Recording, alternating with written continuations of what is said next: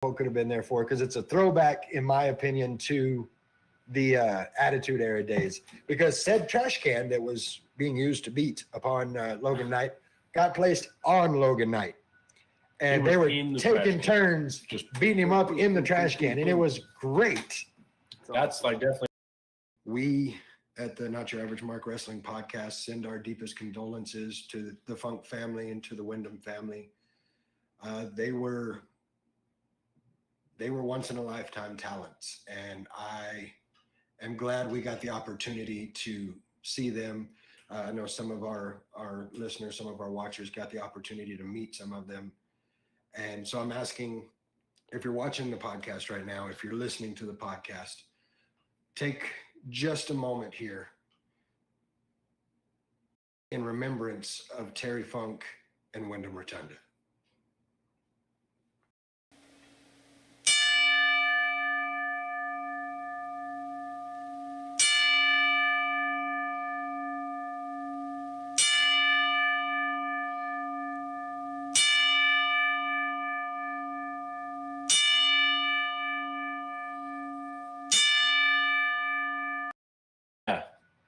So, all right. So it looks like we're having a couple of issues. Oh my gosh! Right. Oh, there we go. Now we got some.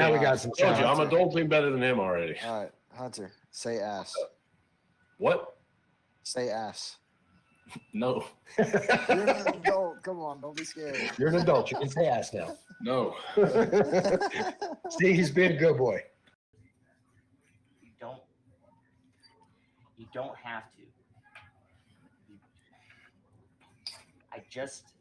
Please just let me finish the conversation. I don't want to do this. I don't.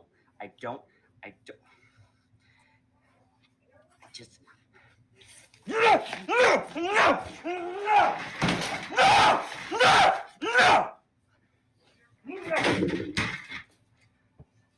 Look at this!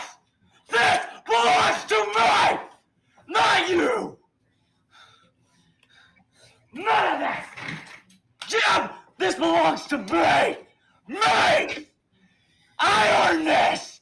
Not you! Has to be this man chilling in the ring with two torn freaking quads. And just still yelling at it, you're fired, pretty much. Like, just getting there, like, dogging on everybody, not even able to stand. Like, that's right there. Raw. Well, that was Royal Rumble. Still, though, that moment when he slides in, goes to stand up, and just sits down against the rope. So are we seeing a shift to all your heavyweight stuff on Raw and your high-flying luchador stuff on SmackDown? I can tell you that is charcuterie because Ricochet is on Raw. Okay, it's not shark. That is a bunch of charcuterie. All right. Well, yeah. With that, we're at. Really? I was gonna say, apparently there's some kind of football game going on tonight. Huh? Thaddeus and Elise, they owe me and Malia dinner now, so get ready. W right there. So it sounds like it's a pretty solid Raw. We appreciate all you guys. Yeah. Yeah, thank you guys. Yeah, and it was a great Raw. Like, it was, I kind of took a break from wrestling for a little bit, but I started getting into it again this like Thanksgiving, and again, table. There will possibly be a table there that might or might not have something to do with the match. Come out and see us. I want to say thank you again to everybody in the chat. Thank you to the boys for being here tonight. I want to say thank you to Ross and the boys from Labor 12 for.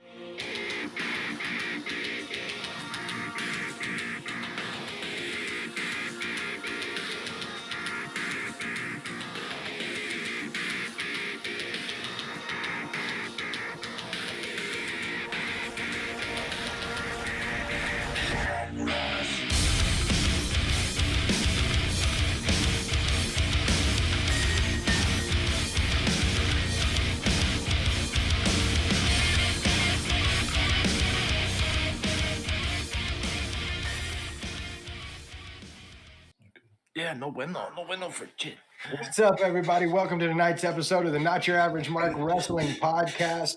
And I don't know if you guys were watching the press conference that just happened, but holy hell, do we have some stuff to unpack tonight. Before we do, as always, I'm your boy Guapo. Sitting over there beside us, the boys fixing a couple of technical issues. We got Baby Bruss, we got Little Guapo. Guys, what's up? What's up? Hola.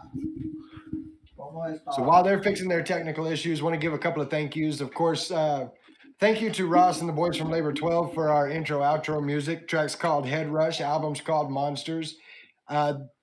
Hearing that they're working on some new stuff right now, so looking forward to see what they've got coming out. If you haven't checked out the Monsters album, you can get it anywhere you stream your music. Make sure you check that out. Bangers, every one of them. Also want to give a big shout out and thank you to American Legacy for our Not Your Average Mark merch. We got our hats, we got our shirts, and coming soon to a live event near you, we'll have Not Your Average Mark beanies. So it's going to be the good stuff. Looking forward to all of that. So this press conference, for those who have been under a rock for the last week, no pun intended there. Of course, the big news, the big news right now is what's going to happen. Is it going to be The Rock versus Roman? Is it going to be The Rock versus Cody? Is it going to be Cody versus, what's going to happen in the main event at WrestleMania? And they're not making this. We still don't know. Yeah, that's the problem. We still gave don't us know. zero answers. So before we get too deep into it, want to say what's up to Jay Conrad Photography. Josh, glad you're joining us. Rick in the chat as well.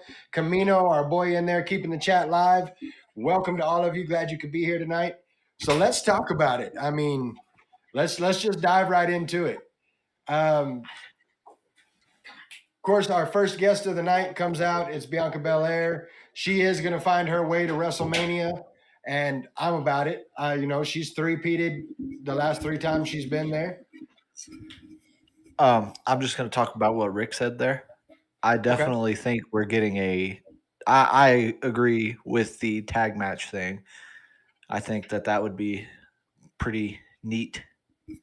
See, and I'm going to get to that in just a second because I've got some wheels running in my head.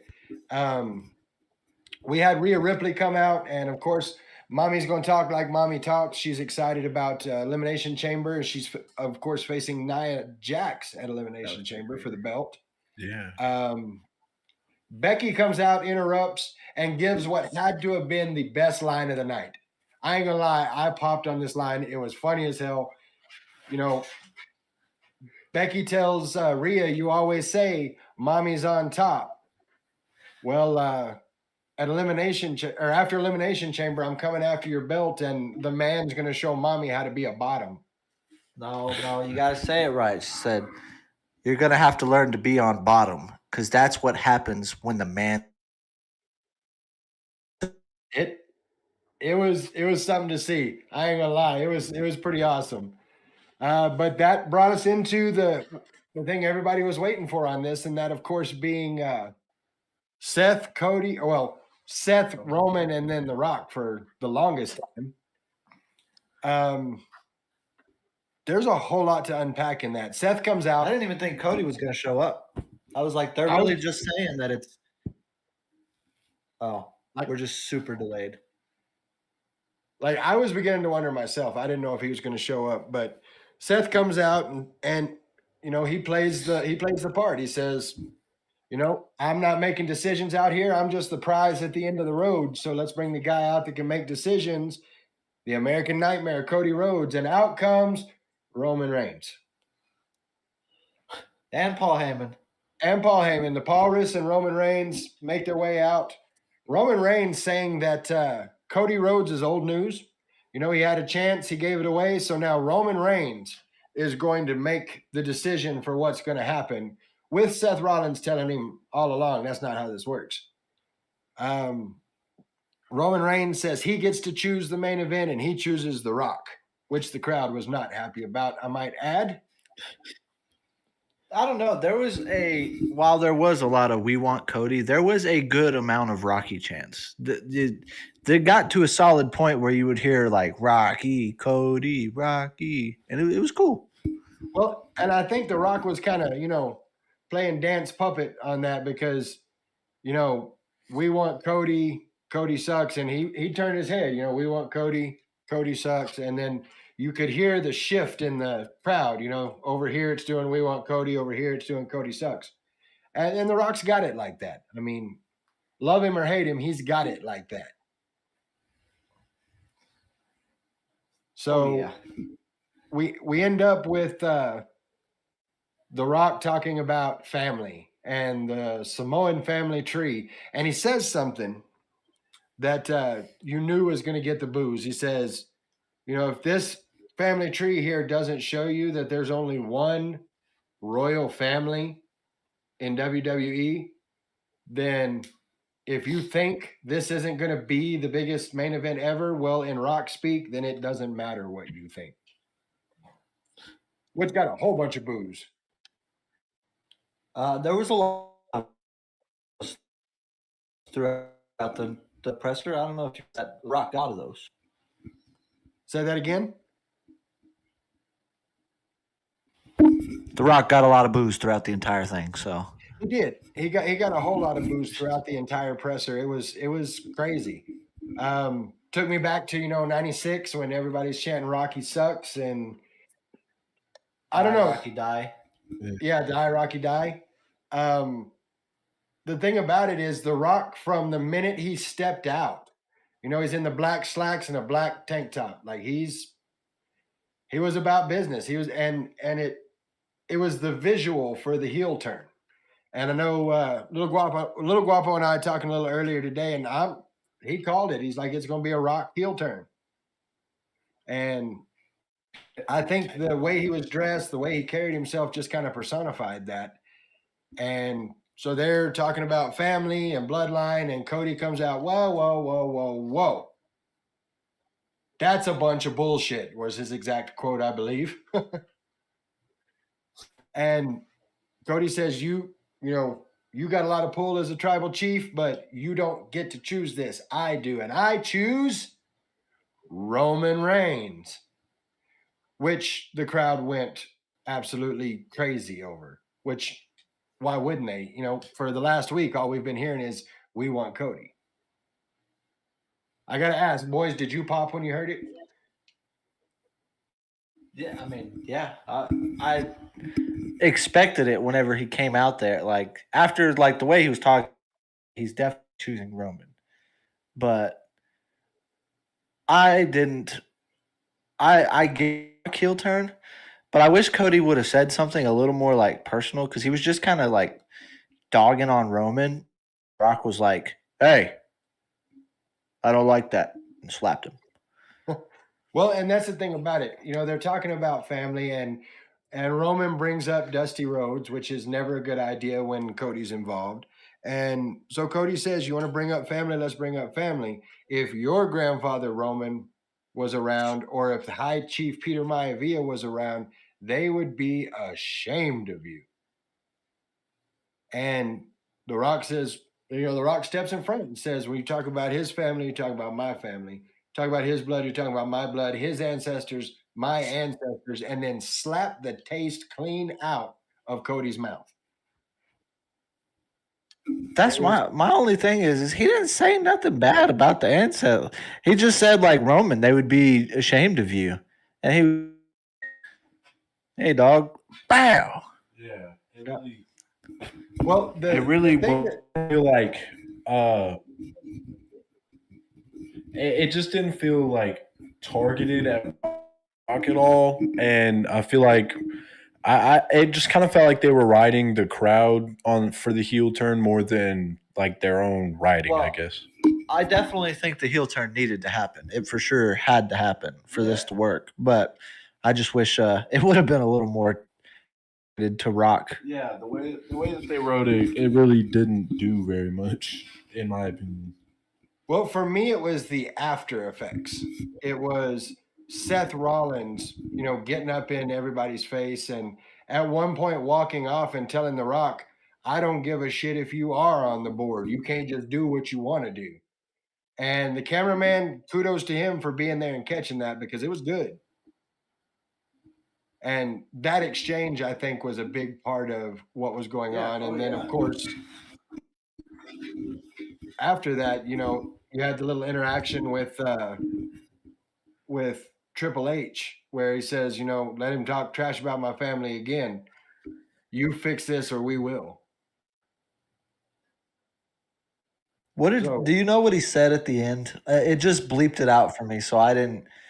Obviously, everyone reacted. It was just loud, just beep. I'm not sure exactly what he said. You didn't get. I know No one knows what he said. Like he said something about you're lucky I'm on the board, and Triple H said, "Yeah, you are lucky," and then I didn't catch it after that. Yeah. He said something right before that or something like that, and it was just all bleep. You hear people in the back just like. It was like I don't know what he said. All right, so now that we run through what's out there, of course we've got Camino in there talking about they were saying we want Cody and Rocky sucks, which instantly turns a Rock heel. And I don't know if y'all caught the whole Pat McAfee thing earlier today before the press conference, but The Rock went back. The Rock went back to his old days talking about The Rock says this, those Cody crybabies, which has become a trending hashtag. Cody crybabies, the ones with every 10 tweets, they're shoving a chicken nugget in their mouth. Every 20 tweets, they're shoving 2 McNuggets up their ass. All you got to do is sit back, know your role, shut your mouth, and enjoy the ride that The Rock is going to take your candy asses on.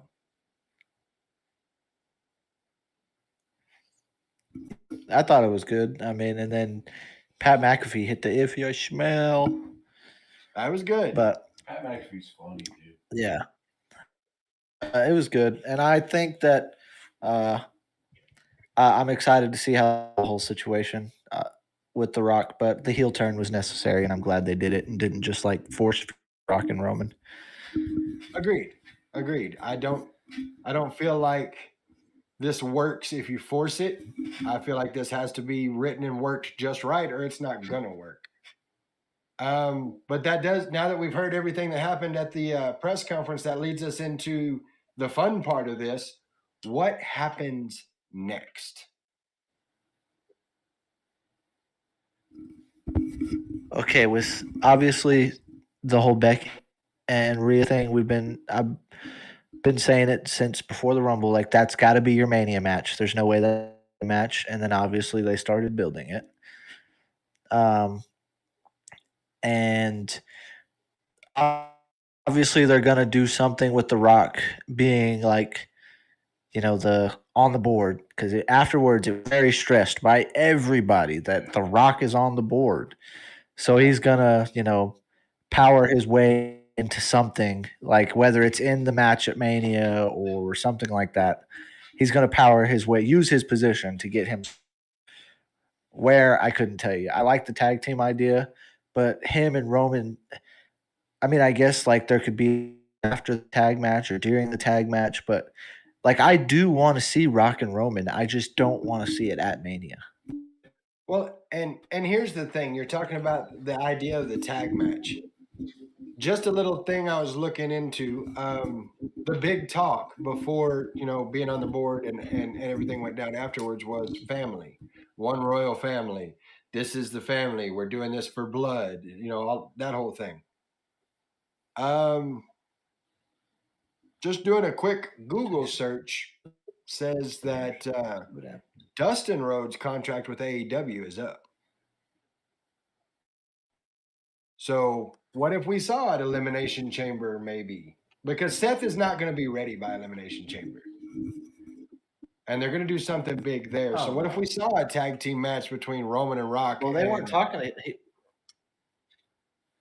Go ahead. I was like, Rick didn't say his wasn't at Elimination Chamber. His was night one.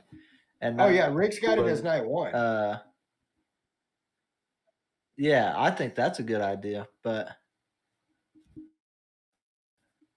you don't bring him back as Goldust. You bring him back as the natural Dustin Rhodes.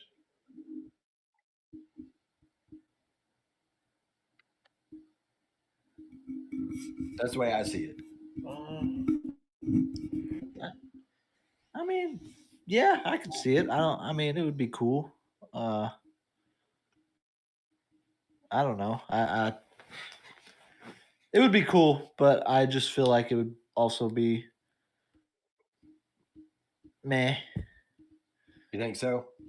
But I guess Dustin Rhodes and The Rock are, you know, Dustin Rhodes is he could still put on bang crazy.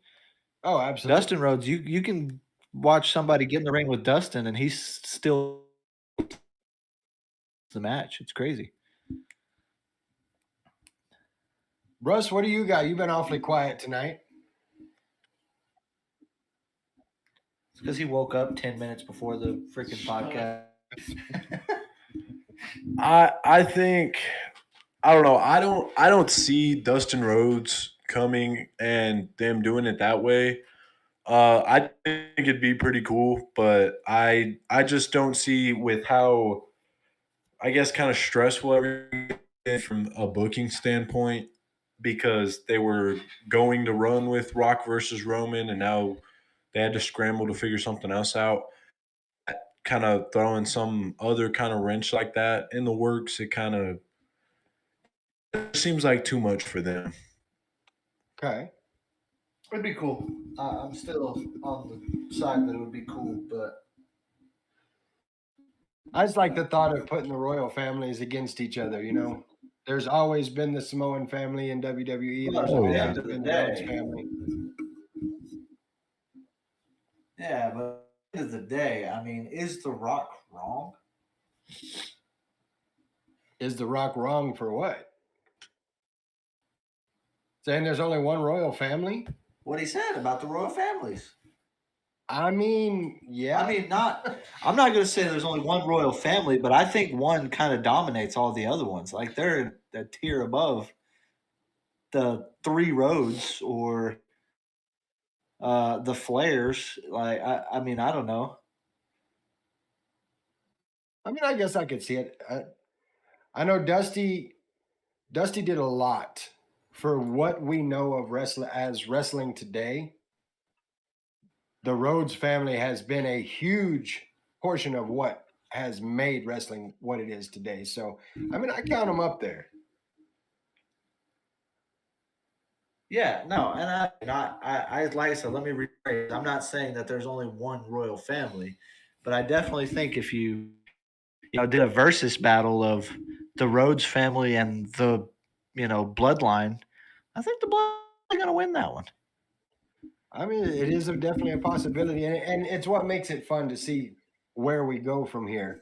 And talking about where we go from here, of course, that's that turns into night one. Like the tag team comes into night one. Do you think Seth Rollins is healthy and cleared by then?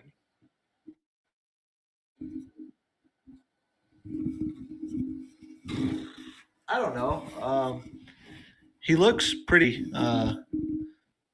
He looks pretty limber walking around. Like he was squatting and doing all kind of walking on the stage, hyping everybody up when he came out.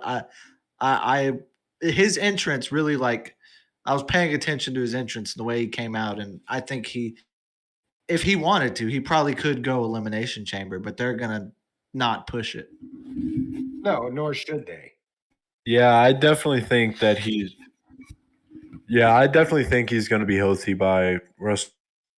He just he looks like he's moving around like he's not really in recovery anymore. He's just kind of like waiting to 100% as opposed to getting better. So I think we're definitely going to see Seth Rollins at WrestleMania. Against Drew McIntyre. So that being said, of course, Seth going to be involved some way in this. I'm gonna rapid fire some things at you, and I want to hear what you guys think. And chat, I want to hear from you as well. What do you think about it? Drew McIntyre, how is he involved in WrestleMania? He's fighting for the World Heavyweight Championship. Yeah, I'm with my brother on that one. Okay. Damian Priest, do we see a cash in at Mania? You got to, or it's. Yeah, they have to. I mean, I don't know. I think you got to really. I saw something today that's like it's like Damian Priest forgot a briefcase or something. Like he doesn't even act like it, and it's either got to happen at Mania or Raw after Mania.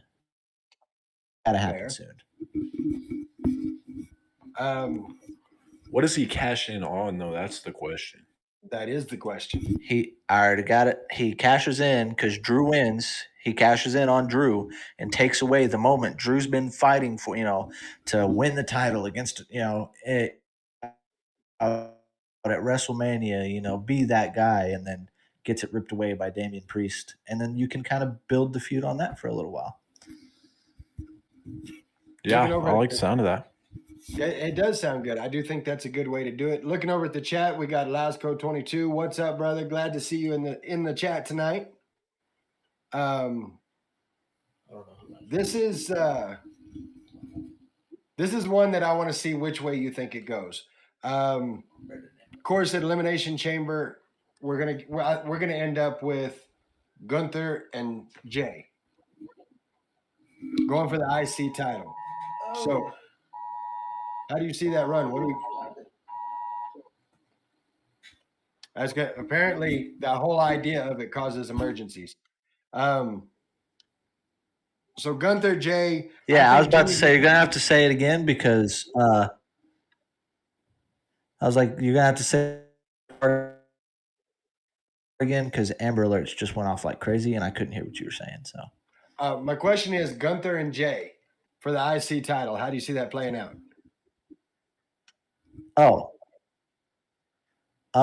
Jimmy is going to cost Gunther the title, or not Gunther, Jay the title, and that's going to build to Jay and Jimmy at Mania. See, that's kind of And the way later I see Jay this can going. get because I do think Jay will end up taking the title off Gunther. Well, and Yeah, I agree. so- That's what I'm looking for. Man, we're really kind of on the same page right now. Yeah, that there's, I mean, since before the Rumble, like everyone knew that it's going to be Jimmy and Jay at Mania, so they'd be very dumb not to build towards that. So I think Gunther definitely retains, and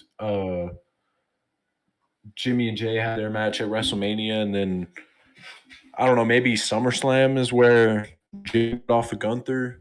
I don't know, but. I could see it.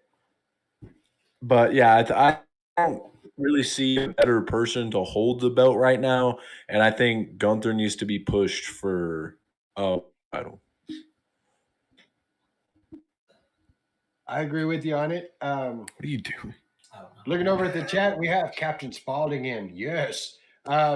Brother, can't wait to see you Saturday either. Of course, Nightmare on 19th doing their Love Bites this Saturday. It's going to be a good time. If you're in Lubbock, make sure you check it out. I'll be out there. Boy Spaulding will be out there.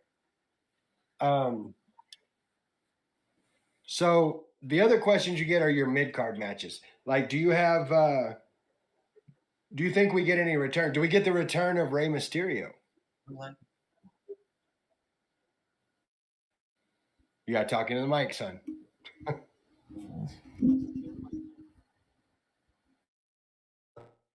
I'm thinking. Yeah, I don't Obviously, know. I mean, I don't know. I know Ray said he wanted to make his. You should return let the by story play out WrestleMania. like it is, and yeah, but I think the story's doing better without him. But that's just me personally. But See, I don't know. I think I agree with that. Mysterio in the place of Carlito will be better. I do think replacing Carlito with Rey Mysterio would end up, but yeah, I think he could make his return before Mania. I could see it. I kind of am leaning more towards that he's coming back in Mania. You know what I'm saying? Like I don't know. It's really hard to say. I never really know, but I don't see them going to Ray coming back from Chamber. I don't know why. It just kind of I think he's gonna be there in Mania because that's just what kind of makes sense. But coming back at Elimination Chamber, it kind of changes the direction of their story before it can kind of let it happen. So I don't know. I just don't see him coming back in Elimination. I can see that. I mean, I think if he does come back, it's closer to Mania. Like I don't see him coming back at Chamber either. Um, they're building things up with the women's chamber. Of course, Becky already in there. We have a match between Bianca Belair and Mi Chin to see who the next person in is. Where do you see all that going? Like, who do you see? Who do you see getting in the chamber match? Who do you see winning the chamber match?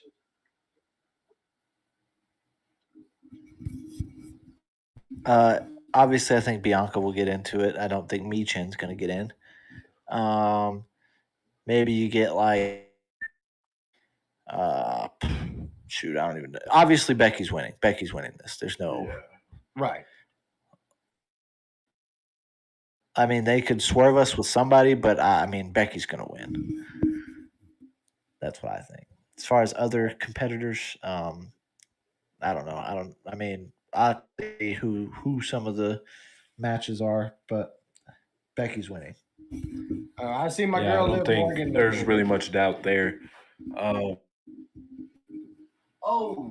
yes. Facts. That'll be nice.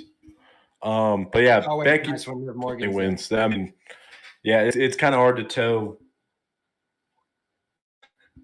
You can never really tell when, like, who's gonna be there, the kind of direction they'll go in that regard. But there's no way Becky doesn't walk out of that winning. No, and I But agree what do you with that. think? I agree that it's going to be Becky. Camino in the chat saying unless Jade Cargill's in it, then it's going to be Jade Cargill. I don't think we're there yet. I don't think Jade Cargill gets it. I think they need to build her some more and let her just go through and tear down the women's division before they put her in a spot like that. I feel like Becky comes out of Elimination Chamber and goes into Mania. That's where I'm at on it. I agree. Camino also correcting the fact that this is Becky's very first Elimination Chamber match.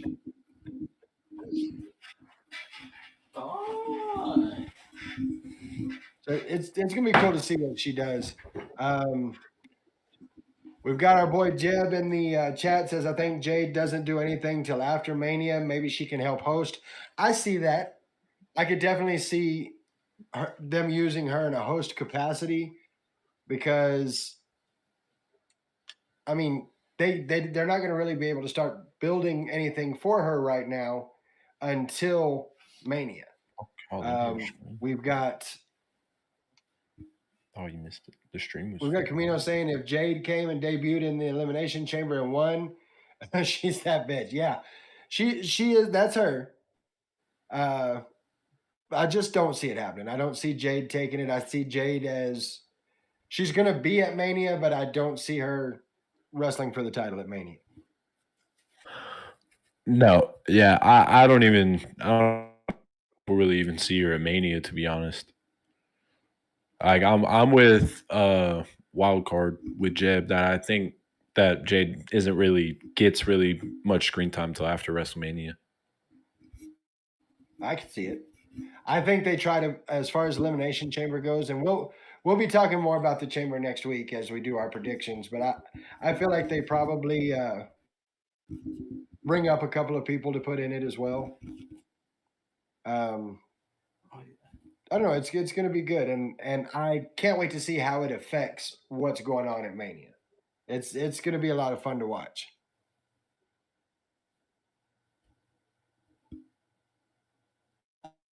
Tiffany Stratton or somebody like that in there. Yeah, Tiffany Stratton for sure. She's had a decent startup. I could see Liv, Stratton. I don't know who else. We'll just have to wait and see as we've got 56 days, I think it is, 57 days till Mania, and 2 weeks until Yep. the Elimination Chamber. Yeah. We got Camino in the chat saying she seriously had only 40 We're about to be there. time and then 11 minutes at the Rumble, and she's already organically over. That's fair. Talking about Jade Cargill, that is a fair assessment.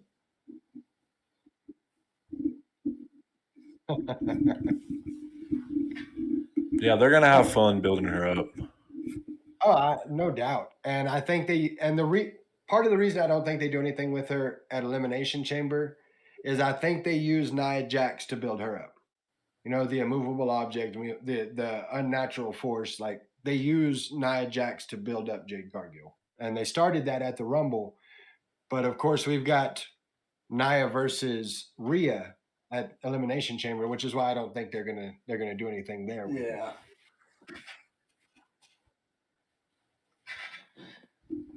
But there's some big things moving forward, and I think the biggest thing for me right now is the uncertainty. And I said this the other day, the uncertainty of not being able to say, "Oh, well, this is what's going to happen." It's easy to see. This is what's they're going to go this way with this storyline and this way with this storyline. They're getting to a point where they're giving you 4 or 5 different directions it could go, and all of them feasible while not killing the storytelling. And I am about it. Yeah, and you imagine what if CM Punk didn't get it? Like that's a wrench. No one's even talked about LA Knight or any of those. I mean, obviously they're not in the picture anymore. They're not in the main event picture right now. That's just what it is. But it's just a great time to be a wrestling fan. Lots of great talent. This definitely they talk about the 2000 roster, 2001, the early 2000s roster. I think this rivals. It's very, very well put together. It is. We got LA Knight, we got Randy Orton, we got Cody Rhodes and Roman Reigns.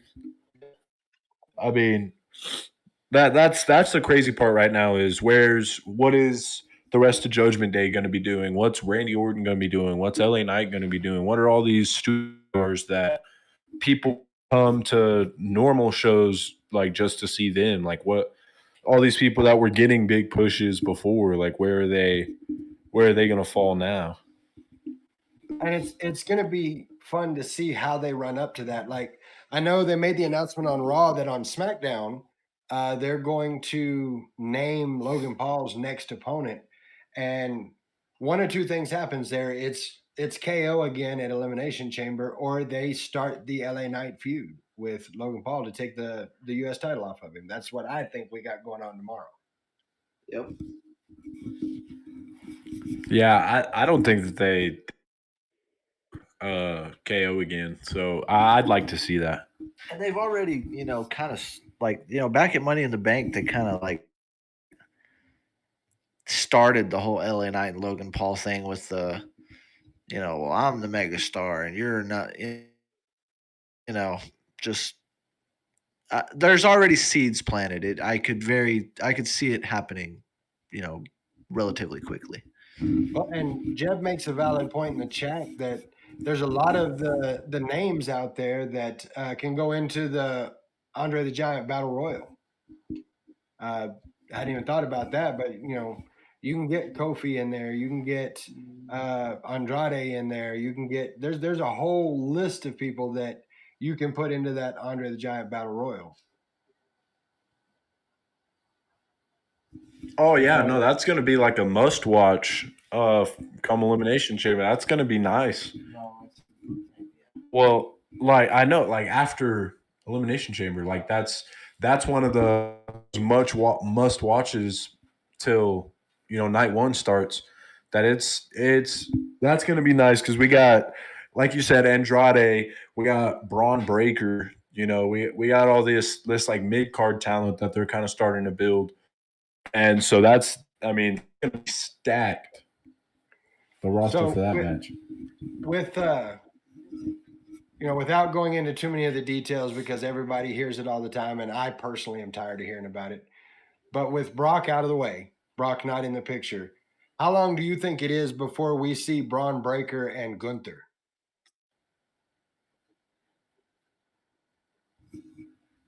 Oh, I don't. I think that would be. I mean, they started at Rumble, so I don't know.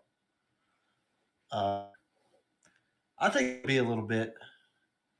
Maybe like the filler between Jay and like Gunther and Jay do their match, and then you get Braun Breaker and Gunther in between the time that Jay and Jimmy are doing their thing. I could see it. We Yeah, got that would be nice. That would work because like I said, there's no way Jimmy and Jay isn't happening at Mania. no, So that's a given. That's got to happen. nice to give something to no doubt at all. But give something to occupy Gunther for a minute and actually see freaking Braun Breaker, like holy crap. So that'll be cool. Yeah, I'm about it. And we've got Rick in the chat saying Logan Paul versus LA Knight for the U.S. title at Mania. And Camino putting it out there that Brock's been redacted from WWE history. I mean, him and Vince are both getting the Benoit treatment. Yeah, I said Benoit. I know I'm not supposed to say that, but they are getting the Benoit treatment. I mean, and if any, again, I'm not going to go very far into this because it's all over the news. If you want to see it, you don't have to look very far on the internet to find everything you need to know about it. But if the things that were accused of being done were done, it's well deserved. And I personally will leave it at that. Yeah. I will say one of the things we're looking Yeah, for. that battle royal is going to be pretty stacked. Oh no, it is. It's going to be stacked. It's going to be crazy, and I can't wait to see it. We're going to see a lot of matches, and this is shifting gears just a little bit. We're going to see a lot of matches coming up that, and I think it's because of the TKO merger. We're going to see a lot of matches that are a little bit different from what we're used to seeing, and a little more action, and a little faster paced, and just a little dirtier. And I hope that we see that going into Mania.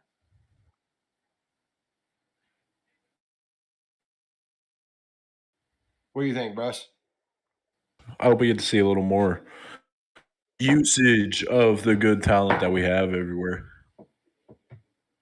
Well, we're gonna switch gears just a moment here and we're happy to see everything that's going on with WrestleMania, but one of the things that we also love to see is, of course, our West Texas independent wrestling. Like, it's what we do, it's what we love. West Texas independent wrestling is the drug that just keeps giving. And we're going to talk for just a quick second about a show that happened this past Saturday. BCW's Wild Horses happened in Wilson, Texas, and man, what a show! We had Gino Rivera and Justin Taylor in a 60-minute time limit match, and they went at it, man. Of course, Justin coming through in the end with the win on that one. We had Gabriel Alexander go against Darkheart, and that was a great match as well. I think probably the most unexpected thing for me was you had Big Ced going up against Jason Zane. Nathan Briggs out there, trying to keep Jason Zane going. They got in the ring with Big Ced after the match was over, took him out with both of the tag team belts. Told Big Ced, if you want a war, you got a war. You started this, we will finish it. And man, I'm thinking they woke up a sleeping giant with that one.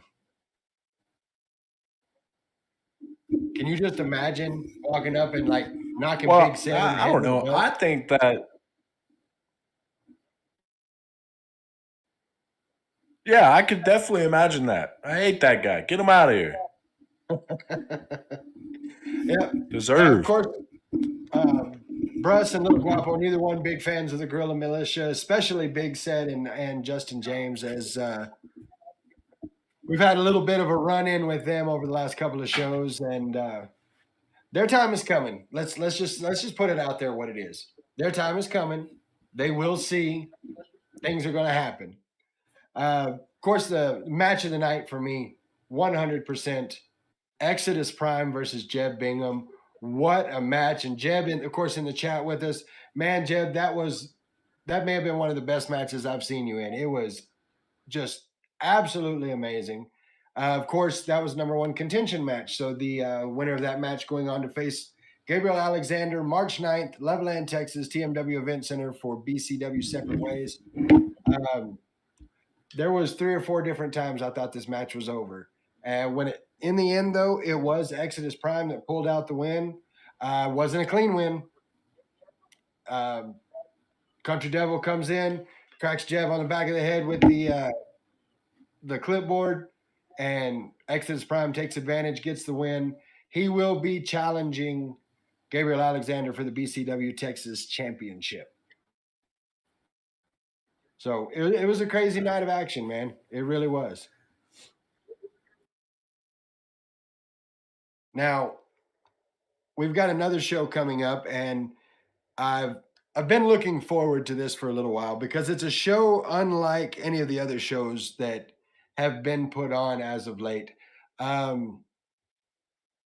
have a show coming up called Border Wars, and here to talk about it from SPCW, South Plains Championship Wrestling, we've got Mike and Tyler. Let's go ahead and bring them in. What's up, guys? You're going to have to unmute your mic.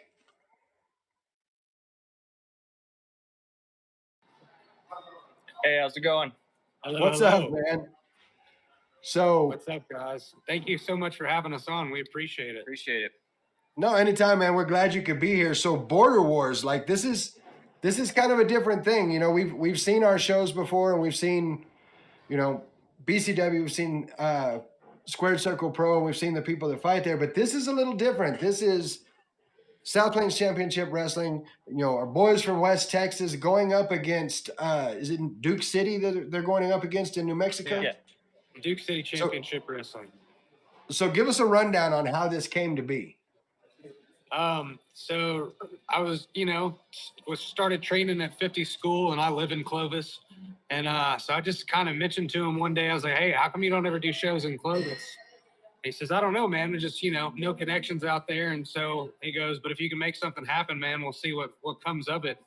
And so he ended up talking to Hobo Hank and the guys at Duke City Championship Wrestling. And, there's definitely some interstate rivalry between Texas and New Mexico for sure.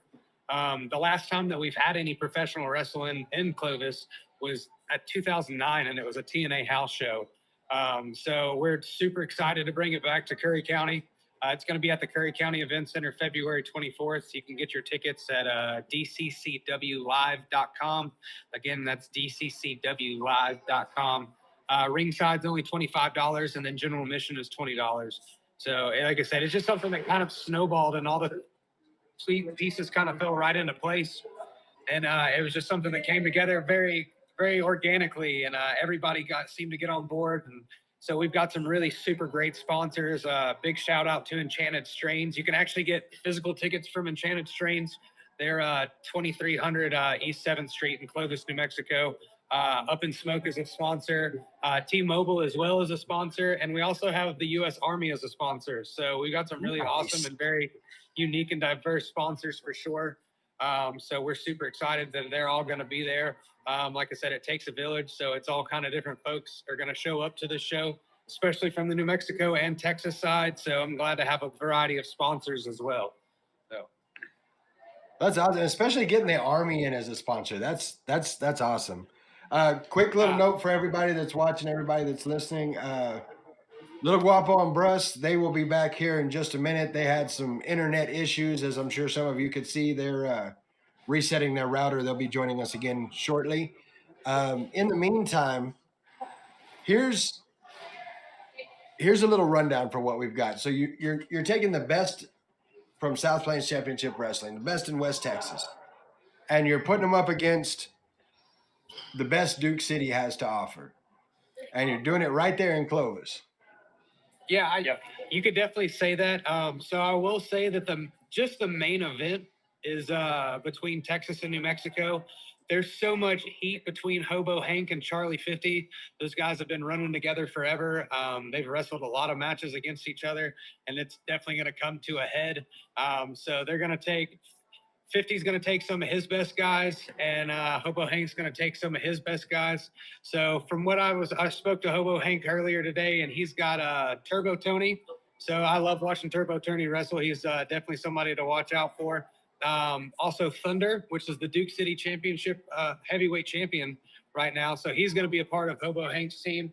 A little animosity there. So I'm going to see how it's going to be interesting to see how they all work out. And then Fonzie is also going to be there with him. So Fonzie LaFleur. So it's almost a team of wild cards for Team New Mexico. So I'm definitely excited to see them come out, and for the people of Clovis and the surrounding areas to see them for the first time. And then when I spoke to 50 today, he told me Team Texas I ain't telling you nothing. Yeah. He played it close to the chest. He said, you ain't getting not a daggone word out of me. Yeah. I believe that. Yeah. So 50 he's wanted to playing that hold one things very close tight. to the vest. 50 Yeah. definitely wanted to hold things close to the vest on this. But, if 50's involved, it's going to be a fight, and it's going to be a good fight at that. So let me ask, I know everybody's kind of holding it close to the vest, but what can you give us? Like what matches can we look forward to in something like this? Yeah. So I'll take this. There is something that I can actually give out tonight. It's going to be our first match announcement. So like he was saying, the main event is going to be your best of Texas, best of West Texas versus the best of New Mexico. But there are going to be some matches before that, obviously. And one of them is going to be a match that we should have got a while back last year. But unfortunately, due to injury to Aaron Harms, we weren't able to have that. But tonight, we're going to go ahead and post it, and we'll announce it here on your podcast, actually. Aaron Harms will go one-on-one with Chris Austin. So that will be a pretty big match, especially since our last show, Aaron Harms was winner, which guarantees him a shot at the SBCW Championship at our next West Texas show. Holy hell! All right, so you guys heard it here first. You're gonna see it on social media, but remember, you heard it here first. Aaron Harms, Chris Austin, this is happening. Yes, this is happening there. Yeah. Mm-hmm. Yeah, that. And then tomorrow we'll announce another match. On social media, I can't announce it just quite yet, but I will say Justin Taylor will defend the SBCW Championship at that show as well. Awesome. Okay. And of course, anybody that's followed our podcast knows Justin's, definitely a friend of the show. We're always behind the living proof anytime he's in a match. And if he's defending the belt, it's going to be a fight to the finish. And I've never, in the year that we've been doing this with the podcast, I've never seen Justin put on a bad match. Never. Yeah. That's why he's a champ. Absolutely. I actually got to see him, like we were talking about, BCW Wild Horses this past Saturday. Seen him in Squared Circle Pro, South Plains Championship Wrestling. There's nowhere he has matches that it's a bad match. So I don't expect that to change here. Can't wait. You said that's going to drop tomorrow, who his opponent will be? Yes, yeah. We're going to post that first thing in the morning. I will say, I can give you a little hint. I will say this gentleman is also from West Texas. They're very familiar with each other. And so Clovis is going to be able to see two of West Texas' best face off for the championship. See, now you got my wheels turning. Yeah, he's held titles for sure, multiple titles in West Texas all around. And so he's going to come after the SPCW championship. See, I'm be sitting here after the show running through my head. Who all does Justin know that well? And I can't wait to find out who it's going to be tomorrow. So with this particular show, give me a little bit of, I don't know, I guess it kind of pull the curtain back a little. What goes into putting a show like this together? Like, I know you got your sponsors, and I know, it just kind of organically came to be, but we've talked before, and I know you work your butt off in this. So just kind of pull back the curtain for a second and let us know what goes into building a show like this. So much. There's A lot of pieces. yeah, there's especially because every state is very different. So there's different rules for each state. And so there's a lot of rules and regulations that you got to follow when you run in the state of New Mexico. So you have to have a doctor there. Everything has to be insured, licensed, bonded, all those legal terms. So, basically the government wants their money and they're going to get it if you want to run a show. But I think it's definitely something that's going to be worth it. So Clovis is a pretty unique area, especially being right on the border of Texas. I think that kind of puts us in, location is everything for sure. And so having an Air Force base there and being able to, it's something you really can't do anywhere else. I mean, where else could you do a Texas versus New Mexico? There might be somewhere, but not in my brain that I can rack around. Yeah. So to find, I don't know.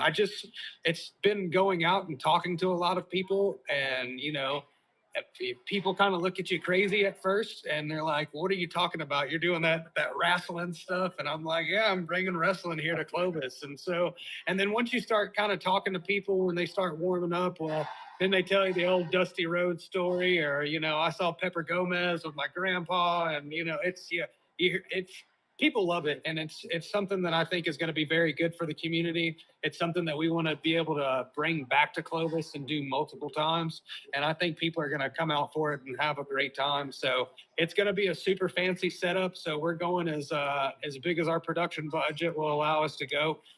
So I know that we have a big truss that's going to go above the ring. So we're going to have the WWE style lights. So we'll be able to light up the ring all sorts of different colors. So we're going to have the old school WCW steel barricades. And so, like I said, Curry County Event Center, I can't thank them enough. Casey out there, he's been super, super awesome. And I know Josh is out there and they're working super hard to get everything, putting the floor down. And like I said, everything that just goes into the venue alone, that's not including your lights and sound, but so we're going to have concessions out there. We're going to have a little VIP area. So it's definitely going to be, it's going to be something I'm trying to do it like WWE. And why wouldn't you want to be like the best? So it's definitely something we're going for. It's going to be, probably one of the biggest shows that West Texas or Eastern New Mexico has seen in a long time. So I'm very excited to bring it. So, and like I said, that the aspect of Texas versus New Mexico, I think is really interesting. And I think that aspect alone is going to bring a lot of people out. So another thing is it's really like awesome because again, the main event is going to be Texas versus New Mexico, but it is really an opportunity to showcase both companies, Duke City Championship Wrestling and South Plains Championship Wrestling. So people will walk away and, they're going to be watching both YouTube channels and, checking out both Instagrams, and it's going to expose them to a lot of great independent wrestling. And one of the things that we push on this show more than anything is, of course, we're all about West Texas independent wrestling, but independent wrestling in general. I say it every show, and there's not going to be a show that comes up that I don't say it. It's like a drug, man. You get there, you see the show, you see how much these wrestlers put into their character, into their skill, into what they do, into their art. And you're not even done with the show you're at before you're already fiending for the next one. Where can I see some more wrestling? And this plays right into that, and it allows you to see an entirely different group of wrestlers. Like if you go from West Texas to say Dallas Fort Worth, the styling in the wrestling is different just in that. So I can only imagine the difference between West Texas independent and New Mexico independent. Like, have you seen some of that? Yeah, I've been to a Duke City show, and it is, and I've watched wrestling just all over. I've seen it in Florida, I've seen it in Texas, I've seen it in New Mexico, and I've seen it in California when I was out there. And the Albuquerque scene is just, it's unlike any other. And it's like you walk into Alice in Wonderland and you're not sure what's real. I mean, the guy comes out to Mr. Bojangles and has a sign that says, "We'll wrestle for food." And I hear 550 people going, "Hobo Hank, hobo." It's crazy. I mean, like, he's God out there, and rightfully so. But it's just, it's stuff that you can get away with a lot of stuff in Albuquerque that I don't think you can get away with in anywhere else. But it's like when you say wrestling is an art form, they take that to a literal sense, and it's the characters and the way that the show. Fred, I got to give it to Fred. He's one of the owners at DCCW too. He's been so super awesome through this whole thing and helping me out to really put this show together. And so the way that they do their whole production over there is just phenomenal. It's super unique, and definitely you got to check them out. I know that they do a weekly episodic show. I think they release their episodes every Saturday, if I'm not mistaken. But Duke City Championship Wrestling is definitely somebody to check out for sure. They're up and coming, they're hot, and they're making a whole lot of noise in Albuquerque. So when they sell out the historic El Rey Theater, it's something, because those fans come alive and it's electric. So it's definitely something different, and I'm excited to bring it to Clovis and definitely expose it to the West Texas wrestling fans. So and I'm hoping that it's something that continues for a long time, because I don't think this rivalry is going to die with this show. I think this is only the beginning. So. No, and I agree with that. I feel like this is just scratching the surface of what can be done with, West Texas versus New Mexico. And, we here at the podcast, we're about it. I can't wait to see it. It's going to be good. I know a lot of the guys, like I've had the opportunity to go out to 101 and watch some of them train. I know what our boys got, and I know that Duke City Championship Wrestling, they're going to have to bring it, because that's all we know how to do in West Texas. Yes. Yeah, and with Charlie 50 leading the pack, you never know what's going to happen. No, isn't that true? Yeah. It's like I said, it's just going to be super, super awesome.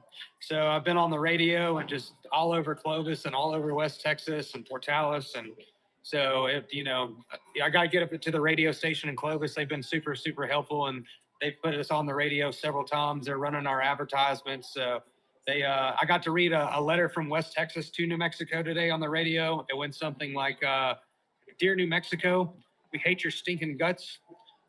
You make us vomit. You are the scum between our toes. Love, West Texas. P.S. Your whole town smells like cow duty and green chilies." So that was the. Yeah. I mean, that kind of checks all the boxes, Yeah. So that was the radio appropriate version that I had to read this morning. I don't think I can say on Twitch what was really written, but it is what it is. I was going to say, I don't think that's something Charlie wrote, because it wouldn't have sounded anything like that. No. Yeah. It might have been Vega. Yeah, it was so it was not a very nice letter, but we'll leave it at that. So, but I'm definitely I know Texas is bringing it. So I know that they're bringing it, and New Mexico better be ready, because it's gonna be some surefire out there. I'm very excited to bring it there. So Curry County Event Center, it's a beautiful arena. Seating is going to be great. And like I said, tickets are online now, dccwlive.com. You can get your tickets there.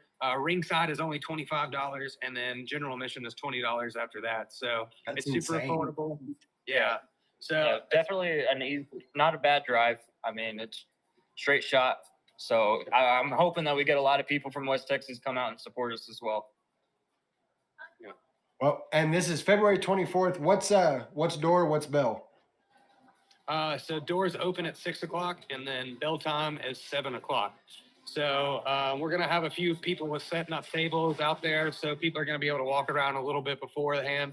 Definitely be able to check out merch tables and stuff like that. So maybe snap a few pictures with your favorite independent wrestler. So it's gonna be a super good time. I'm trying to make this as official as possible. So for people who can't make it to a WWE show, I'm doing everything but fireworks is what I'm telling people, because I just don't want to deal with a fire marshal. So it's going to be a full scale production. It's going to be super awesome. And like I said, it's definitely going to put West Texas and the New Mexico wrestling scene on the map. So people are going to be checking us out. So give us a call, Billy Corgan. I love it. All right, so Border Wars, February 24th at the Curry County Event Center in Clovis, New Mexico. If you are anywhere near that, if you're within 5 hours of Clovis, New Mexico, there's no reason for you to not be there. I'm looking forward to it. I'm going to do everything I can to be there. We want to check it out, see what's going to happen there.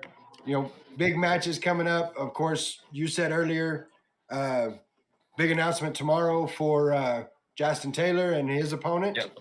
Mm-hmm. Yes. And then we've got Aaron Harms coming back against Chris Austin. That's going to be great. Yeah. I'll Um, tell you about one more match too. Oh, we Tell you go. about one Okay. more. We got Bring one it more out. match. I don't know if I'm supposed to say this, but I'll tell you. Definitely to showcase Duke City Championship Wrestling. A match I'm super excited about. You got Two Scoops, Tommy Test. If you haven't seen that guy in the ring, he's a beast. That Joker can go. And he's going against. I'm blinking right now. So it's This one I'm not sure. I don't know. if you want to ask me, I wanted to. Actually, I told you I was going to tell. Tyler Copeland. Yeah, he's got the same name as me. He's my favorite wrestler. I don't know why I couldn't remember his name. So, but Tyler he's that Copeland. good. Okay. Yeah, he's that good that I'm in awe of him. I forgot his name. That's why. So yeah, Two Scoops, Tommy Test versus Tyler Copeland. They've got a little bit of heat between them. So if you check out the Duke City, they've had some encounters before, and so I'm super excited to see everybody, to see those two guys in the ring and everybody get to see them. It's going to be super exciting. It's definitely for sure. So, and it's super fun to yell Two Scoops when Tommy Test comes out. So Two Scoops. It's awesome. I can imagine. Yeah. So here's the thing. If you like good wrestling, if you like great matches, this is going to be a show for you. But if you're like me, you know, with our podcast, I'm kind of the historian. So if you want to find out what has led up to this, you know, if you want to check into that rivalry or you want to see, you know, Aaron Harms do his thing, we'll see what Justin, you know, how Justin Taylor got to this point. Make sure you're checking out social medias. Make sure you go to YouTube. Check out Duke City Championship Wrestling on YouTube. Make sure you're checking out South Plains Championship Wrestling on YouTube. Look up the stars themselves, but do your research in these guys because when I say these people are perfecting their art, I can't stress that enough.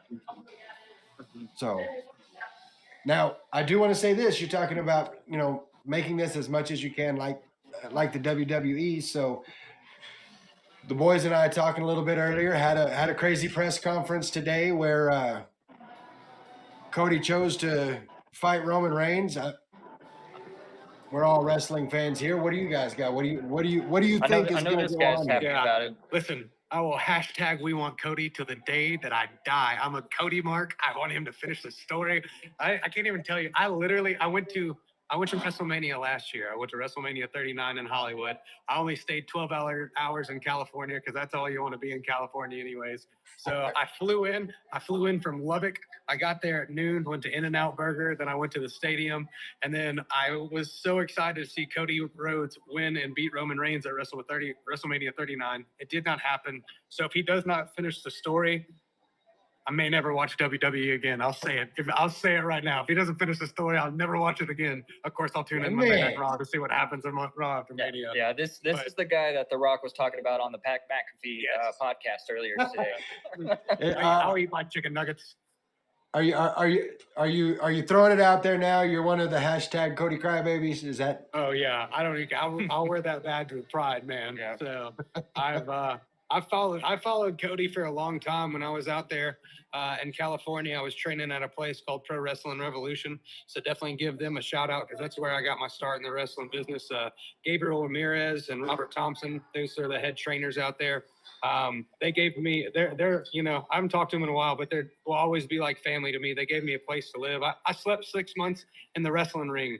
So that's that tells you what kind of people they are. They're super awesome. And Gabriel, he puts on the absolute best show. And the reason that I have so much knowledge about the wrestling business is because of him and Rob and Papo Esco out there. So I had to throw them that little shout out because that's where I got my start. So it's definitely you know, it's I forgot what I was talking about. We're talking about Cody, right? Yeah. So I got off on my tangent about wrestling. I got all nostalgic and got into my memories. But yeah, so I flew out there, and so he's got to go. He's got to win it. So I mean, don't get me wrong. There are other Mania matches and stuff that I'm excited for, but I just you know, I gotta have Cody win it. I don't know what I'll do if he doesn't win it. So that's how passionate I am about the storyline. Well, and I'll throw something out there at you. As somebody who is as passionate about the finishing the storyline as you are, let me throw something at you. In September, late September, which would be after Roman Reigns surpasses Hogan's title reign, I believe it's SmackDown is going to be in Madison Square Garden. if it doesn't happen at WrestleMania, if Cody Rhodes does not finish his story at WrestleMania, would there be a better place than to go to Madison Square Garden where they took the title off of his dad and take the title back? Oh man, I don't know. So you're saying Cody's walking into Madison Square Garden as the champion, or he walks in to win the championship at Madison Square Garden? I think if he doesn't win it at WrestleMania, if he doesn't get it at either Chamber or Mania, then I think Roman Reigns keeps the belt until September, so that he surpasses Hulk Hogan's title reign, and he's one of the top 3. And then I think Cody takes it off of him at Madison Square Garden. Finish the story where the story started. Oh, I don't know, man. It's the draw of WrestleMania. I'm not saying that. I know Madison Square Garden has its history, and it's the home of wrestling, pretty much. It's where it all really started. But it's like I said, it's the draw of Mania. I just, I think that's the place to win it. So, and I think it would mean so much more if he walks into Madison Square Garden with the title already around his waist to say, "Hey, Dad, look, we've come full circle. I've made it." Like, and I think that's really kind of the cherry on top. And you finish the story that way. But I think he's got, I'm sticking to my guns here, man. You got to finish the story at Mania. Well, I'm looking forward to seeing it. I'm looking over at the chat. We've got the boss man himself, Mike Caldwell, saying what's up for Mike. He's got everything going on. BCW got shows coming up. We've got Texas Cloverleaf in the chat as well. Noticed Texas Cloverleaf actually giving us a follow before the show even started, so appreciate you for that. That's this guy right here. This guy, he's the Texas Cloverleaf. There you go. Appreciate you. I thought because it's been a long time since I've opened my Twitch, and I had to reset my password and a lot of other stuff. But yeah, so we got it going though now. Well, and of course, for those that are watching, those that are listening, we do have our, this is where we do it. We do it live here on Twitch, but we're also, and I don't know if I told you guys this, but we're also streaming on Facebook. We're also streaming on YouTube. We're also streaming on X, and we're working on streaming on Instagram as well. Nice. So this is out there on all of those platforms as well. Yeah, I usually watch on Facebook is where I usually follow. Yeah, I'm a YouTube guy myself, so pop in every once in a while and check it out. Well, and we appreciate that you do. And man, what can I say? It's been a hell of a week for wrestling. It's going to be a hell of a month for wrestling, and the Border Wars. It's going to be the perfect way to wrap up what's turning into a great February. Absolutely. I definitely think it's a good way to cap off, and so it's only the beginning. So yeah, it's going to be a big year. Absolutely, it's going to be a big year all around, all for wrestling. I think it's going to be a big year for wrestling in general. So, well, I've said all along, it's what a time it is right now to be a wrestling fan. And there's one thing that I talked about yesterday. Actually, I'm not much of a TikTok kind of guy, but I actually got on TikTok and put something out there, and I want to get you guys' opinion on it. I love storylines. Like I like the action, but I'm a story guy. Give me a good story, and I'm in it. But things have gotten crazy enough in all of this Rock and Cody got buried that Ava Raine, who some know, some don't, is The Rock's daughter, receiving death threats and having to disable her social media because people are sending her death threats based on the storyline. I mean, isn't the best stories that are the ones that feel real? And I feel like those are real reactions. Yeah, they're not the appropriate reactions. I think it's totally overboard. I mean, but you got to think of it. It's still real reactions, and that's because the people are having real emotions. And that's the best thing about wrestling to me is the realness, the real emotions. I mean, shout out to Phoenix and American Tragedy. Yes, yeah, American Tragedy Apparel. Wrestling is real. People are fake. I fully believe that. I mean, and that I think people get a little too real sometimes. I think dial it back. But yeah, I think that's just speaks volumes of what this story is doing. No, and it's definitely inciting, emotion from everybody that's involved with it. I agree that getting emotional to the point that you're sending death threats to the dude's daughter, that's too far. Yeah, Let's definitely. reel it back in a little bit. Let's not go there because we have to be better than that. But I agree with you in the fact that the ability to get that kind of response, to have somebody be that passionate about this storyline, and most of them knowing this is a storyline. It's crazy how creative has changed from not so long ago to now, especially with Triple H taking over. Do you think that's been a big part of this? I would say so. I think there's a little bit. You never know. I mean, that's the real thing. Is what was people watching? Were they watching what was going on? Were they not? What I mean is, are they paying attention to what's going on social media and all the "We Want Cody" tweets? I mean, or is they still doing what they're doing? You don't know what's going on, and I think that's the most exciting thing about it. I agree with that. I think it's all. I think Triple H is a mastermind, and I think we're all being worked right now because he's pulling at the heartstrings. So because when The Rock came out on Friday Night SmackDown, my heart sank into my stomach because I was like, there goes, it's over with. Cody's never going to go to the main event. He's never finishing the story. So, but obviously after tonight, we have seen very, very different. So I give it to them. Somebody knows what they're doing out there, and I think they're putting out all sorts of stuff. And only Triple H really knows what's going on creatively, and he's the one that makes the decision at the end of the day. So I give credit to him because I'm on a roller coaster. That's really what I am. So I'm shutting my mouth and knowing my role and just going for the ride. Well, and as somebody who grew up watching wrestling and who, like, I love this sport, I do, and it's refreshing to be able to not say, "Oh, this is what's going to happen." This person is getting a push, this person's not. So if they put them together, this person's going to win. And, I can give you what's going to happen in the whole card because there was a time. I mean, be it WWE, WCW, there was a time when you could be like, okay, this is what's fixing to happen. You already know that. Yeah. So let's get past that to see where that takes us. And it's so refreshing to get past that and actually be left wondering, what the hell are we fixing to do here? And it's like getting that back again, like watching it for the first time going, wow, what's going to happen? It's getting that back again, even knowing the things I know about wrestling. And I bring all this up about the WWE and about the televised professional wrestling because one thing a lot of people don't know is as goes the major promotions, so goes independent.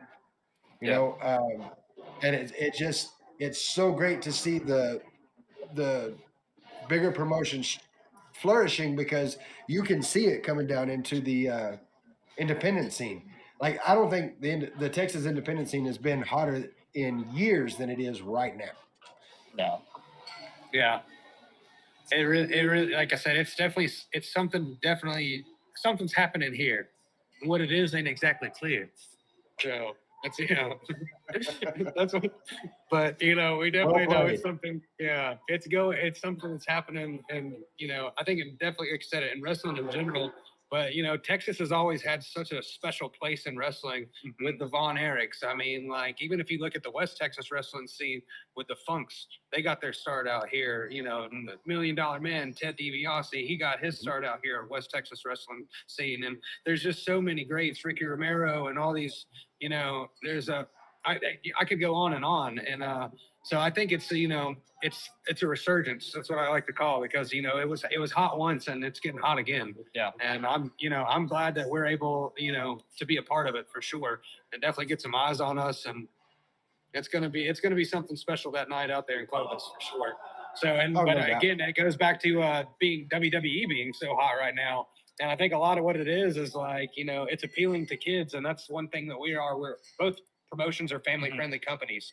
And so you can bring your grandma out and she knows about that Dusty Rhodes dropping the bionic elbow and she don't want to see the show. And, the kids love it too. They love to see John Cena and Seth Rollins and all those guys.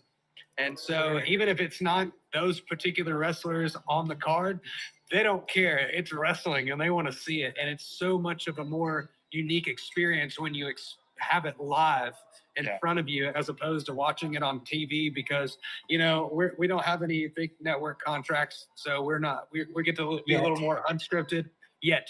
Yeah, we'll add that yet. So, and so we have the freedom of being a little more unscripted. And so when you yell stuff out to a wrestler, he's allowed to, interact with you. And like for the kid that's sitting there in the front row, that the bad guy comes up and he's like, rah, rah, it's a memory that is going to last forever for that child. And so Absolutely. I think and I think that's the number one reason it's flourishing so well. And like, I know we all love the Attitude Era. It was great. But the family friendly style of wrestling is just kind of where it's at. And I think that's honestly one of the big reasons it's made such a resurgence, especially within pop culture and on the independent level as well. Because, it's something that's normally relatively inexpensive to go to, especially on the independent level. Most promoters do pretty decent ticket prices. And it's like I said, it makes that memory with your family. And that's irreplaceable. And, what's the priceless is the word I'm looking for. I don't think I've met anybody that's been to one of these shows here in West Texas, any of them, and left saying, yeah, that wasn't for me. I mean, even people that have never watched wrestling before and they go to the shows, they have an absolute blast, can't wait to come back, and you usually see them repeat and come back to more shows. So I think that's what I encourage you is just to go, just get out there, buy a ticket, support local entertainment, and go. I mean, you'll have fun. There's no doubt. Well, and I'll say this, that more and more talking about West Texas getting hot again. More and more as I go to BCW shows and I go to Squared Circle Pro shows and I go to watch all these different promotions in OSW, you see, people from Dallas, people from New Orleans, people from Colorado, people from New Mexico, people from California making their way to West Texas to wrestle. Yeah. Where for a long time there, it was the other way around. People from West Texas going out to these other places and seemed kind of slowed down. So and I love to see that. And I will say, as far as the kids, and I don't know if he wants me to throw this out there or not, but I'm still going to. One of the coolest things I think I ever saw, Damo McCullough. He's a wrestler out of Dallas. Yeah, I love Big Damo. Shout out. Damo, shout out to Damo. He the man. He the man. Yeah. He absolutely he is. And he was at a BCW show. And after the show, there was a kid out there that were he couldn't have been more than 7, 8 years old. And Damo had an arm wrestling match with him and lost. And the kid jumps up on the apron, holds onto the rope, picks his arm up. People cheer for him. Like he's never gonna forget that. Oh, And it took what? 5 minutes out of Damo's time. And all of these guys are willing to do that. And that's what I think is really awesome about another facet of independent wrestling. Oh yeah. Yeah, I would say generally for the most part, the general consensus, like the guys that wrestle out here are just, super, super awesome. Like Damo, especially being one of them. I can't speak higher of Justin Taylor, man. He's probably like the nicest guy in professional wrestling. So he, like all these guys, it's just, it's a great scene, man. And I think there's so much love that, I know it sounds cheesy, but there's so much love that goes into the West Texas independent wrestling scene. And you can really see the passion from these guys. And they, like I said, they put a whole lot into it. And it's, like I said, the West Texas style is just, it's different. And it's, it's outlaw, it's cowboy, it's, it's, it kind of, I'm looking over here at the chat. I'm looking over here at the chat, and Mikey's saying SPCW's brought in a lot of good talent from all over too. Definitely one to watch. Jay Conrad Photography, Josh saying some of the greatest people he's ever met are in West Texas professional wrestling because, like you're saying, it's different. That they put the love into it. It's a family. Yeah. So I definitely think if anybody's ever seen the movie The Iron Claw, that's kind of like It's like minus all the tragedy is kind of like, but that style of wrestling that they do in the movie is so true to like what we're seeing out here on the independent scene. It's like, it's just something different, and it's almost, a little cowboy magic, I guess. It's almost inexplicable. Like it's just, but I guess every region has got their own style. Japan, they've got their own style. California's got its own style. Yeah, even between SoCal and NorCal, there's different styles there too. So it's just, I guess it's what makes us unique, and I'm just, super glad to be a part of it, because honestly, I've only been a part of the West Texas wrestling scene since June, July of last year. So, I'm definitely a young buck to it. So, but like I said, everybody's been super awesome and, welcomed me with open arms, and everybody's been so cool, So it's definitely something different. I guess it's a Southern hospitality because it's Texas, but it's amazing out here. Well, we're coming down to the last 5 minutes of the podcast, and during this time, I like to, when we have a guest on, turn the floor over to you to speak to the people that are watching right now, the people in the chat, the people that are listening. The floor is open for you to say anything you need to say to them. So I don't know. Definitely one of the biggest things we want to do is we want to thank the city of Clovis for having us. Yeah. Even through all the hoops and everything, it definitely would not have been possible without the city of Clovis being cooperative, being helpful. So big shout out to them for the show. You got anything for the Clovis show? Like I said, February 24th, Curry County Event Center. So I know that most of the people that are watching are involved with the West Texas wrestling scene. So give a shout out to them. And if you guys want to come out and help be a part of the show, there's always something for somebody to do, because I'm definitely always looking for ushers and, security, and, always could help with the ring crew and everything like that. So, and it's a free way to get on the show too. So that's kind of nice. So, if not your average Mark wants to come up and set up a booth out there, we'd love to have you guys. So, absolutely. Come hang out there. That way you guys can get your name out there and get a few more listeners to tune in. So I'm hoping to do some pretty big numbers out there in Clovis. So it's like I said, it's a sleepy little town with hardly anything to do. So we're giving them something to do on a Saturday night, and they're going to have a good time. And I think it's going to pull people from, all the way from Albuquerque to Amarillo is what I've been saying. And it's everywhere in between. So it's going to be super, super awesome. So, and, like I said, DCCW Live is where you can get a ticket. Mm-hmm. If you do want to buy tickets, by all means, come out and check out the show. It's going to be unique and such an awesome time. I can't stress that enough. I'm, with everything that's going as well as it has, and just the city of Clovis being on board, and all our super great sponsors, and everybody at Duke City Championship Wrestling, we want to say a big thank you to them too, because without them, the show definitely wouldn't have been possible. So you can't do a versus if you don't have anybody to go against. So right. Yeah. So, and I think that's, that aspect alone is super appealing. So to Fred, Hobo, Aaron, all those guys, thank you guys so much. So they've been super, super awesome. And so big shout out to them. That's really, that's all I got, man. So just make sure to follow us on all social media: Facebook, Instagram, TikTok, Twitter, all of it, YouTube. We're on all, and thanks for having us. Really appreciate you bringing us on. You guys rock. Shout out to you guys. Thank you for having us. It was a pleasure. No, it's our pleasure, and you guys are welcome back on the show, of course, anytime. Before I get into my my own final thought, I'm looking over at the chat. Mikey's saying an update from Brian Alvarez: Cody Seth versus Rock Roman is going to be night 1. Oh man, tag team. So that's going to be interesting to see how that comes up. Okay, so I got a buddy of mine that we came up together here in West Texas, and he moved out to California to try to fix them, and he's having some problems with it, but he's trying to Texas his part of California. He says he used to know a few ladies over in Clovis that would pin you faster than anyone in the ring. Yeah, that is very true. So yeah, they're a different breed out there in Clovis. I swear. They are. Cameron, I remember a couple of those girls, and you probably don't want to go any further than what you've already said. I'm just going to throw that out there. Yeah. As far as a final thought for myself, make sure you go check out this show. First off, go Texas, because Team Texas.